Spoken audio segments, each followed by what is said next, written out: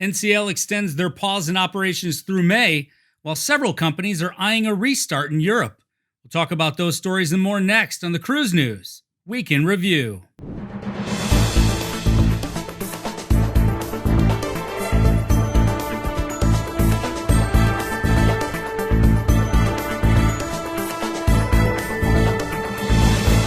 Welcome to the Cruise World. My name is Mark, and you're watching the Cruise News Week in Review.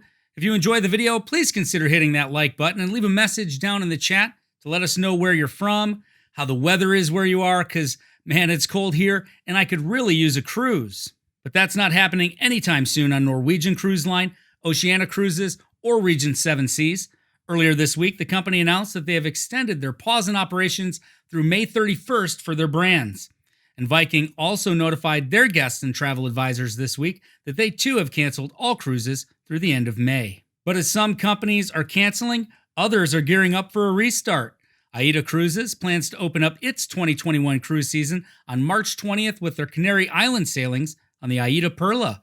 And Costa will be restarting services for the Smeralda on March 27th and the Luminosa on May 2nd. Carnival Corporation said, Costa is working with national and local authorities of the countries included in the itineraries of its ships outside Italy to define the details of the restart of cruise operations with enhanced health and safety measures through the implementation of the Costa Safety Protocol. You may remember that Italy was one of the hardest hit regions by the virus, and it's great to see the restart happening in that area.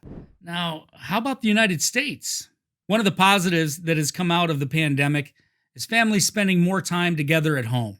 And one of my favorite things to do with family is game night. With cruises halted for nearly a year, Carnival Corporation is looking to monopolize on the situation by partnering with Hasbro to release their own version of a classic game. This week, Carnival launched their limited edition Monopoly game through their online store, and it features Carnival ship features in place of the properties, as well as other nautical themes like port taxes and cruise director announcements.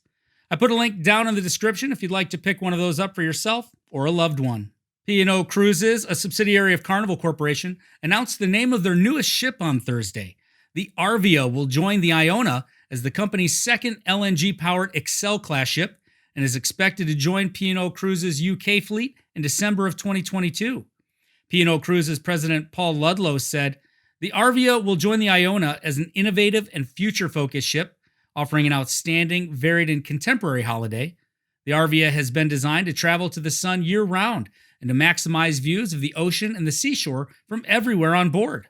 So it seemed a very fitting name, and one which will reflect the experience for guests on board. Further details of the 5,200 passenger ship designs and its onboard experiences will be released in the coming months, and Arvia cruises go on sale in March. Miami-Dade County has signed a joint statement with Carnival, Disney, MSC, Norwegian, Royal Caribbean, and Virgin Voyages, who along with Florida Power and Light will bring Shorepower to Miami. In case you're wondering, Shorepower is the provision of shoreside electrical power to a ship at berth while its main and auxiliary engines are shut down. Shorepower saves consumption of fuel that would otherwise be used to power the vessels while in port and eliminates the air pollution associated with consumption of that fuel. Miami-Dade Mayor Daniela Levine Cava said, this is a major win for our port, the environment, the entire region, and the state of Florida. And I'm incredibly proud to deliver on my commitment to bring Shorepower to our community with this initiative. The goal is to make PortMiami the first seaport in the state of Florida and the southeastern United States to provide Shorepower hookup, not just the cruise capital of the world, but a leader in sustainability. The MSC Grandiosa is currently operating week-long cruises in the Mediterranean, and earlier this week, a passenger on board tested positive for the virus. The passenger and his wife were isolated, and close contacts were also traced and isolated, all of whom tested negative. Per MSC's established protocols, the passenger and his wife were transferred to a predetermined facility in Palermo, Italy. All passengers are tested prior to the cruise, and it's unknown at this time if the passenger contracted the virus on the ship or prior to boarding. But after a brief technical call in Palermo, the Grandiosa continued on with its regularly scheduled itinerary. Now, I've been saying for some time that even when cruising resumes here in the U.S., things like this are bound to happen. MSC and other companies have shown that with proper protocols in place, we can cruise safely. Let's face it, for now, this is the new normal, and we need to get back to doing the things that make our lives enjoyable. And for me, that's cruising. Let me know your thoughts down in the comments. If you bought cruise stocks at the end of March last year like me, you may be tempted to sell high right now, but I'm going to hold out for a bit because I think we still have a ways to go.